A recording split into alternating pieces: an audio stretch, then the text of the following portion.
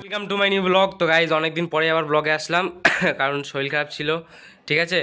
তো এখনও জ্বর কমেনি, তাও ব্লগ না করলে তো আবার হবে না, তাও ব্লগে এসছি।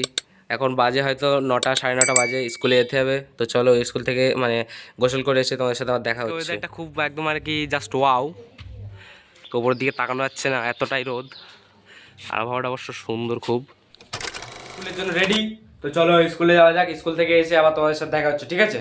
স্কুল থেকে এইমাত্র ফিরলাম, তো খাওয়া দাওয়া করে আবার দেখা হচ্ছে তোমাদের সাথে, ঠিক আছে। চেঞ্জ করে চলো, চেঞ্জ করে খাওয়া দাওয়া করে বেরোলাম, একটু ক্লাবের দিকে যাচ্ছি। তো যেতে যেতে একটা আর কি সুন্দর একটা মোমেন্ট ভিউ পেয়ে গেলাম, তো দেখাচ্ছি তোমাদের। তো গাইজ দেখো আমাদের টাওয়ার, আর কত সুন্দর একটা ভিউ, মেঘের পেছনেই সূর্য, খুব সুন্দর দেখাচ্ছে আজকে গাইজ।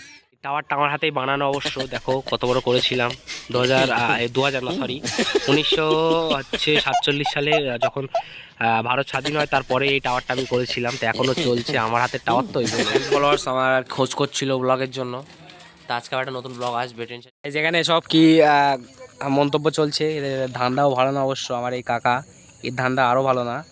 দেখো সবে আমাদের এই গান্ধীবাদী লোক, ফ্যাসিস্ট লোক বুঝলে, খুব সুন্দর একটা ছেলে।